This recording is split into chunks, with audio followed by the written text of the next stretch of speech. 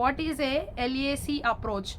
LAC approach is one that integrates language learning and content learning. ఈ యొక్క LAC approach అనేటువంటిది మనం చూసినట్లయితే కనుక అందులో ఒక భాష నేర్చుకోవడం ఉంటుంది, అట్లాగే అక్కడ ఉన్నటువంటి విషయం అంతా కూడా దానిలో ఉన్నటువంటి ప్రతి దాన్ని కూడా నేర్చుకోవడం అనేది అవుతుంది అనమాట. Why is there a need for such an approach? ఎందుకు మనకు ఆ యొక్క అప్రోచ్ అనేటువంటిది కావాలి? Language cannot be effectively learned without a context while learning in all subjects is dependent upon language. మన యొక్క భాష అనేటువంటిది ఎప్పుడైనా సరే మనం చక్కగా నేర్చుకోవాలి అంటే ఖచ్చితంగా ఒక సందర్భం అనేటువంటిది ఉండాలన్నమాట. అన్ని సబ్జెక్ట్స్ కూడా ఒకదాని మీద, అన్ని భాషలు కూడా ఇప్పుడు బయాలజీ నేర్చుకోవాలి అంటే బయాలజీ టీచర్ ఇంగ్లీష్లోనే చెప్తారు, లేదు అంటే జువాలజీ నేర్చుకోవాలంటే జువాలజీ కూడా ఇంగ్లీష్లో చెప్తారు, మ్యాథ్స్ అంటే మ్యాథమెటిక్స్ ఇంగ్లీష్లోనే చెప్తారు. సో ఏ సబ్జెక్ట్ నేర్చుకోవాలన్నా సరే నీకు ఖచ్చితంగా ఇంగ్లీష్ భాష అనేటువంటిది వచ్చి ఉండాలి కదా అని చెప్తూ ఉన్నారనమాట. So language and content or closely inter related, ఆ రెండు కూడా కలిసి ఉంటాయి అనమాట. In fact content subjects provide context for language while effective language development facilitates the learning of content subjects. మనం ఇక్కడ చూసినట్లయితే కనుక ఈ యొక్క కంటెంట్ సబ్జెక్ట్స్ అనేటువంటిది ఎప్పుడైనా సరే భాష నేర్చుకోవడం కోసం ఈ మిగతా సబ్జెక్ట్స్ ఏవైతే ఉన్నాయో మన యొక్క చదువులు అవన్నీ కూడా భాష నేర్చుకోవడానికి అవకాశం కల్పిస్తున్నాయి. Effective language development facilitates the learning of content subjects. ఇంకా ఏంటి అంటే ఈ యొక్క భాష నువ్వు నేర్చుకుంటా ఉన్నావు అంటే నీకు ఇంగ్లీష్ బాగా వచ్చు, చెప్పే టీచర్ ఇంగ్లీష్లో చెప్తూ ఉన్నారు, అప్పుడు నీకు ఆ కాన్సెప్ట్ కూడా చాలా బాగా అర్థమవుతుంది అనమాట. So it is therefore necessary to integrate language and content. కాబట్టి మనకు రెండు ఉండాల్సినటువంటి అవసరం అనేది ఉందన్నమాట. So what are the benefits of a LAC approach for the school to ensure that there is an organizational structure in the school which helps to formulate and implement language policy across the curriculum. స్కూల్లో మనం చూసినట్లయితే కనుక organisational structure, okay, so ఒక organisation ఎలా ఉండాలి అనేటువంటిది ఆ structure in the school which helps to formulate and implement language policy. Okay, so అక్కడ ఏం చేస్తూ ఉంటారు అంటే ఈ యొక్క భాషని చాలా బాగా నేర్పిస్తూ ఉంటారనమాట వాళ్ళు ఇచ్చినటువంటి కరికులం ప్రకారంగా, అంటే ఎప్పుడు ఎక్కడ ఏది ఎట్లా నేర్పించాలని. This enables teachers to contribute and get support in dealing with language in learning issues as well as to work for a common target. Okay, so ఇట్లా ఉండటం వల్ల టీచర్స్ ఏం చేస్తూ ఉంటారు అంటే పిల్లలకి భాష బాగా నేర్పించేటువంటి అవకాశం కలిగి ఉంటారు, వాళ్ళు నేర్చుకునేటప్పుడు వచ్చేటువంటి సమస్యలు ఏంటో తెలుసుకుంటారు అంటారు, అందరూ కూడా ఒకదానికోసమే ఎక్కువగా ప్రయాసపడుతూ ఉంటారు. For the teacher to use the language to teach more effectively and help students learn more effectively. Okay, so ఎప్పుడైతే టీచరు ఒక భాషని చక్కగా స్పష్టంగా వాడుతూ ఏదైనా చెప్పారు అంటే కనుక వినేవాళ్ళకు కూడా చాలా ఆ పదజాలం ఆ వాడేటువంటి విధానం ఏదైతే బాగుంటే వినేవాళ్ళకు కూడా చాలా బాగా అర్థమవుతుంది అనమాట. effectively for the students to minimize the problems of adjusting to the new medium of instruction and to learn the subject's content better. Okay, so పిల్లలు వాళ్ళంతటా వాళ్ళు నేర్చుకున్న దానికంటే కూడా టీచర్ గారు చెప్పడం ద్వారా ఇంకా బాగా అర్థం చేసుకునేటువంటి అవకాశం ఉంటుంది అనమాట. ఈ యొక్క భాష వారికి తెలిసినట్లయితే బాగా అర్థం చేసుకోగలుగుతారు. What are the respective roles of content subject teachers and English teachers in a LAC approach? ఇక్కడ మనం చూసినట్లయితే ఎవరెవరికి ఎలాంటి పనులు అనేటువంటివి ఇవ్వబండి. సబ్జెక్ట్ చెప్పేటువంటి టీచర్స్ సంగతి ఏంటి, ఇంగ్లీష్ టీచర్స్ సంగతి ఏంటి. English teachers introduce and teach the skills. English teachers ఏం చేస్తారు అంటే ఈ యొక్క స్కిల్స్ అనేటువంటి వాటిని communication skills, learning, speaking, reading and writing వాటి గురించి చెప్తూ ఉంటారు అన్నమాట, వాటిని బోధిస్తూ ఉంటారు. Reinforcing them from time to time in English lessons, అవన్నీ కూడా పద్దాక చెప్తూ ఉంటారు, ఇలా ఉండాలని చెప్తూ ఉంటారు, చేస్తూ ఉంటారు. Content subject teachers reteach those skills or introduce related skills or concepts in their lessons. వీళ్ళు ఏం చేస్తారు, వాళ్ళ యొక్క లెసన్లో వచ్చినటువంటి యొక్క స్కిల్స్ని ఇంట్రడ్యూస్ చేస్తారు, చెప్తూ ఉంటారు. ఇంటగ్రేటింగ్ లాంగ్వేజ్ అండ్ కంటెంట్. సో ఈ విధంగా మనకి భాష అట్లాగే ఇంకా సబ్జెక్ట్స్ కూడా నేర్చుకుంటూ ఉంటారు అనమాట. Example, the idea of suffixes has been introduced in English lessons.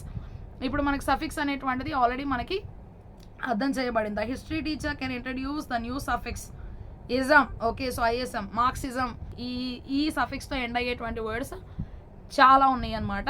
Communism, terrorism, ఈ సఫిక్స్ని యూజ్ చేసి ఈ యొక్క టీచర్, హిస్టరీ టీచర్ ఎవరైతే ఉన్నారో చాలా పదాలు చెప్తారు వాళ్ళు. LAC is an approach to learning that focuses on improving the language proficiency in all subjects.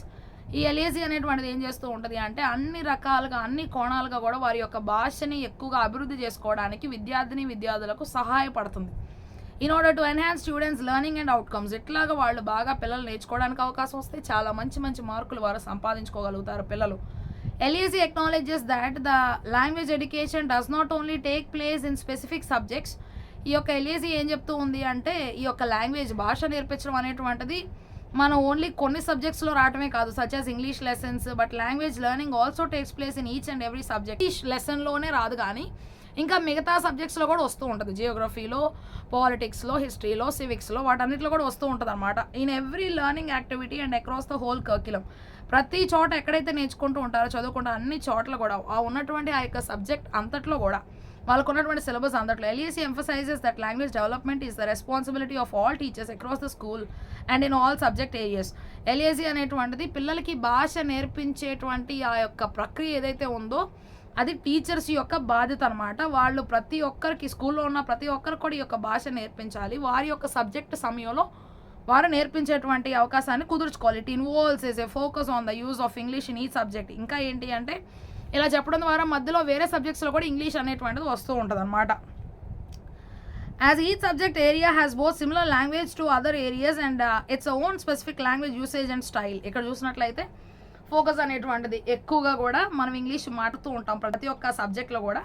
As each subject area has both similar language to other areas, ప్రతి దానికి కూడా ఒకటే భాష అనేటువంటిది ఉంటుంది అనమాట. Its own specific language usage and style. దేనికైనా సరే ఒకలాంటి భాష ఒక విధానంలో మాత్రమే మనం వాడుతూ ఉంటాం. ఈ subject area also has its own specified vocabulary. కొన్ని సబ్జెక్ట్స్లో ఇంకా సబ్జెక్ట్స్లో ఏంటంటే వాటికి సంబంధించినటువంటి వొకాబులరీ వాటి కోసమే ఉంటుంది కూడా.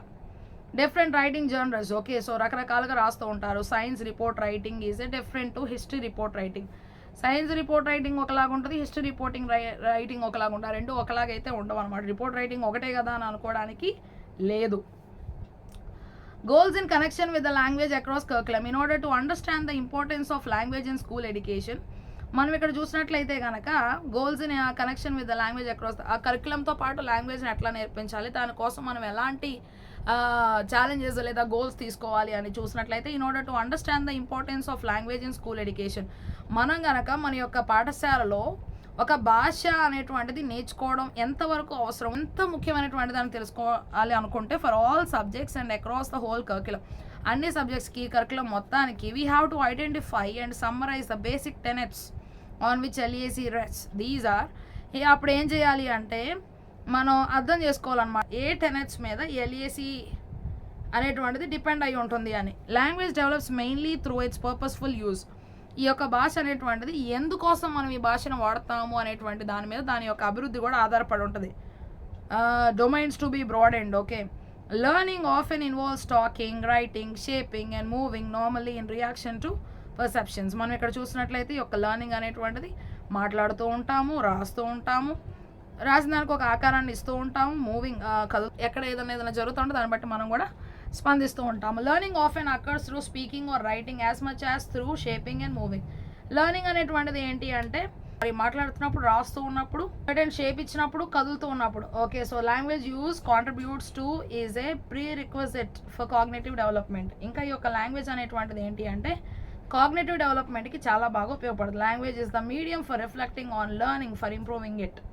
ఈ లాంగ్వేజ్ అనేటువంటిది ఏంటి అంటే చక్కగా నేర్చుకోవడానికి ఉపయోగపడేటువంటి ఒక మీడియంగా మనం చెప్పుకోవచ్చు.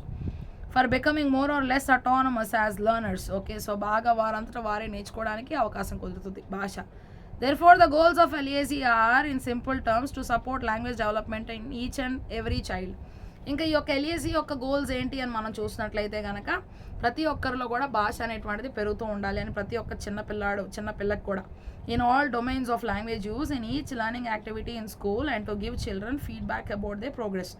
ఇంకా ఏంటి అంటే పిల్లలు ఎంతవరకు నేర్చుకుంటున్నారు, వాళ్ళకి ఎంతవరకు వస్తుంది అనేటువంటిది ఫీడ్బ్యాక్స్ ద్వారా తెలుసుకోవడం కూడా చాలా మంచిదన్నమాట. Through appropriate assessment and evaluation. Okay, so వాళ్ళు ముందుగానే ఎంతవరకు రాయగలరు, వారి యొక్క సామర్థ్యం ఎంతవరకు వచ్చిందని పరీక్షలు పెట్టి గమనించడం ద్వారా కూడా. LAC is no longer narrowly seen as the exclusive domain of LS education, nor is it confined solely to the conventional 4 modes of language, reading, writing. మరి ఇదేంటి అంటే మనం చూసినట్లయితే కనుక L1 LS ఎడ్యుకేషన్లో రాదు. Is it confirmed solely to the conventional 4 modes of language. ఎక్కువగా ఏవేవి ఉంటాయి అంటే రీడింగ్, రైటింగ్, లిజనింగ్, స్పీకింగ్ ఉంటాయి. All non verbal means of representation and expressions are rightly seen as part of the overall semiotic systems that we have at hand. And మనం ఇక్కడ చూసినట్లయితే కనుక non వర్బల్గా చూసేటువంటి రిప్రజెంటేషన్ అనమాట. సో అవేంటి expressions ద్వారా semiotic systems ద్వారా we have at hand and we use when we communicate. Okay. So మనం మాట్లాడుతూ ఉన్నప్పుడు కొన్ని సంజ్ఞల ద్వారా కూడా ఇతరులతో మనం మాట్లాడుతూ ఉంటాం. నోటితో మాట్లాడుతూ కూడా కొన్ని గెస్చర్స్ అనేటువంటివి చేస్తూ ఉంటాము. సో వాటి ద్వారా కూడా ఇతరులతో మాట్లాడేటువంటి ప్రయత్నాలు మనం చేస్తూ ఉంటాము. The whole scope of semiotics comes into focus including images or graphs or movements and generally speaking. మనం ఇక్కడ చూసినట్లయితే కనుక ఎక్కువగా ఈ కమ్యూనికేషన్ అనేటువంటిది కొన్ని బొమ్మలు చూపిస్తూ ఉంటాము, కొన్ని గ్రాఫ్స్ చూపిస్తూ ఉంటాము, కొన్ని కదలికల ద్వారా చెప్తూ ఉంటాము, మాట్లాడుతూ చెప్తూ ఉంటాము. All visual forms of representation and expression కనబడేలాగా మనం ఒక కవలికల ద్వారా కూడా తెలియజేస్తూ ఉంటాం. Thus we can distinguish 8 modes of human activities involving languages namely. Okay. So మనం ఇక్కడ చూసినట్లయితే కొన్ని మనం చేసేటువంటి పనుల ద్వారా ఈ యొక్క భాష నేర్చుకుంటాం అనమాట. సో దానికి